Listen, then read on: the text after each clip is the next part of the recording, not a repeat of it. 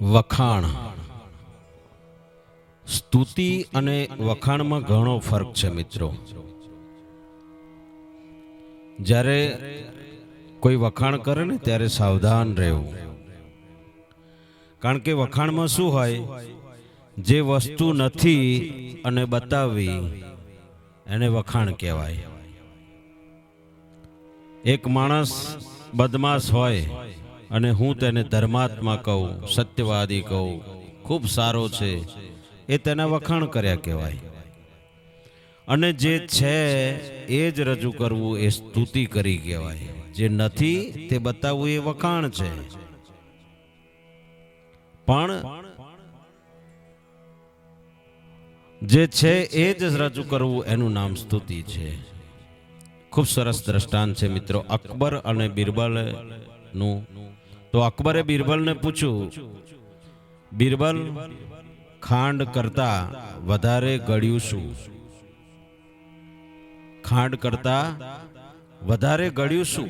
તો બિરબલે જવાબ આપ્યો કે વખાણ.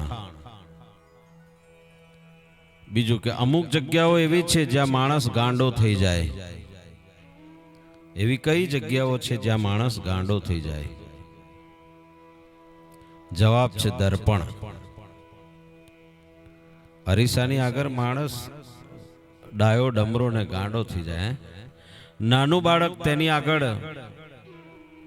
એક કાગડો ઝાડ ઉપર પૂરી લઈને બેઠેલો, નીચેથી બે શિયાળ પસાર થતી હતી અને શિયાળ બોલવા લાગી કે આ કાગડો તો લુચ્ચો, એ કશું ના આપે. હો, એક શિયાળ બીજી શિયાળને એમ કે, બીજી શિયાળ કહે કે આપણે ગમે તેમ કરીને પૂરી પડાવી લેવી.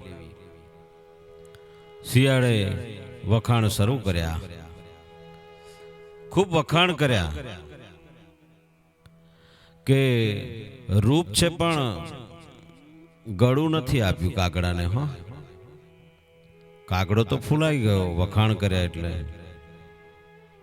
કાગડો ગાવા લાગ્યો એટલે પૂરી નીચે પડી ગઈ અને શિયાળ ટાટા કરીને ચાલી ગયું. Bye bye, Tata. દુનિયામાં કેટલાય એવા છે વખાણ કરીને ટાટા કરીને ચાલ્યા જાય છે, બાય બાય કરીને ચાલ્યા જાય છે. એટલે બને ત્યાં સુધી છેતરાવું નહીં અને છેતરવું પણ નહીં. હંમેશા ખુશામત ખોરોથી ચેતતા રહેવું જોઈએ. પોતાના વખાણથી કદી ફૂલાઈ ન જવું, નહીતર કાગડાભાઈ જેવી દશા થાય. જે તમારા કામ અને તમારી જીભના વખાણ કરે એને વફાદાર ન સમજો, બલકે વફાદારી એને સમજો કે જે તમારા દોષ પર તમને ઝાટકી નાખે, ખખડાવી નાખે, બોલી નાખે. તમારી ભૂલ હોય, તમારી કુટેવ હોય, તમારો કોઈ દોષ હોય અને જો તમને બરાબર ઝાટકી નાખે તો સમજવું એ વફાદાર છે. બાકી જો વખાણ કરે ને તો સમજવું કે એ ખોટો માણસ છે. ખુશામતની ખીર ખાવા કરતા ખુમારીની ખીચડી ખાવી સારી. ખુશામતની ખીર ખાવા કરતા ખુમારીની ખીચડી ખાવી વધારે સારી કહેવાય છે. માટે જ્યારે લોકો વખાણ કરે ત્યારે સાવધાન રહેવું. આ બહુ પ્રશંસા છે ને એ માણસને મારવાનું એક હથિયાર છે. જેમ મેણા મારે, ટોણા મારે, ટોન્ટ મારે, એમ આ વખાણ પણ એક મારવાનું સાધન છે. આપણે ત્યાં સુભાષિતોમાં એવું આવ્યું છે કે બહુ ખોટો માણસ હોય ને એ આપણને પાણા મારે, એના કરતા થોડોક સારો માણસ હોય ગાળો ભાંડે, ગાળો આપે. અને એના કરતા થોડોક સારો માણસ હોય ને તો એ વ્યંગ બાણ મારે, ટોન્ટ મારે. આપણને એવું બોલીને આમ હળગાવી મૂકે, એવા ટોન્ટ મારે, એવા મેણા મારે.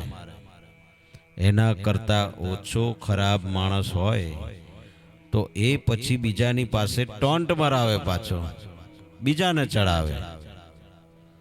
તમારું પેલો આમ કહેતો તો, હા ઓલો માણસ આમ કહેતો તો, બીજાને ટાઈટ કરે. જ્યારે કોઈના બાણથી ના મરે ત્યારે બીજા દ્વારા એ માણસને હેરાન કરે, પજવે, ટોર્ચર કરે. માટે જ્યારે બહુ પ્રશંસા કરે માણસો ત્યારે બહુ જાળવવાનું, સાચવવાનું. એક શેઠ દુકાને બેઠા હતા. એમાં બાજુના ફળિયાનો એક માણસ આવ્યો. એના ખેતરમાં ભીંડા થયેલા એટલે એક થેલીમાં ભીંડો લેતો આવ્યો અને શેઠજીને કે લ્યો આ ભીંડો. ભીંડાના ખૂબ વખાણ કર્યા એણે. આમ એને આમ ડીટિયા તોડીને મસાલાથી ભરીને બનાવ્યો ને તો મજા આવે ખાવાની, મોજ પડી જાય. હો, અને તમારા ઘરે તો શાક સરસ, બહુ સરસ મસાલા હોય એટલે સરસ શાક બને. આ એની પત્ની બધું સાંભળે, શેઠની પત્ની ઘરમાં સાંભળે. પેલો માણસ આમ વખાણ કરીને ભીંડો મૂકતો ગયો એટલે પત્ની અંદરથી બહાર આવી, દુકાનમાં આવીને કીધું કે લાવો, પેલો ભાઈ ભીંડો આપીને ગયો ને, એ લાવો ભીંડો, આજે શાક કરીશ, સરસ મજાનું શાક કરી નાખીશું. શેઠ કહે કે નહીં હો, શાક નથી કરવું.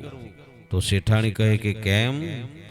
શેઠ બોલ્યા કે મને ભીંડાની પાછળ કંઈક રહસ્ય હોય એવું દેખાય છે, ઘણા ભણકારા વાગે છે. થોડી ધીરજ રાખ, શાંતિ રાખ.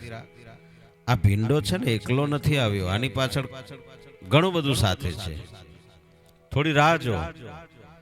ને થોડો સમય ગયો, અડધો કલાક, એટલે પછી શેઠાણીએ ફરી કીધું કે લાવો ભીંડો. તો કે ના ના. તો કે શેનું શાક કરું? તો કે ગાંઠિયાનું શાક કરી નાખ. છાલિયું ભરીને ગાંઠિયા આપી દીધા. શેઠાણીને કે લે આનું શાક કરી નાખ. ત્યાં તો અડધા કલાકમાં પેલો માણસ ફરતો આવ્યો ને શેઠજી ને કહેવા લાગ્યો, શેઠજી 501 રૂપિયાની જરૂર હતી.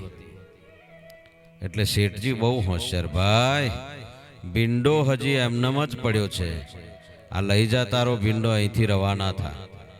એટલે આવા હોશિયાર માણસો પ્રશંસા કરીને તમને મારે, કારણ મદથી પણ જો કંઈ કર્યું હોય ને તો એ વખાણ છે બાપ. એટલે જ્યારે કોઈ વખાણ કરે ને ત્યારે સાવધાન રહેવું, ચેતન રહેવું. બસ આવા સુંદર વિચારો આપને જો ગમ્યા હોય તો તમારા મિત્રોમાં શેર કરો.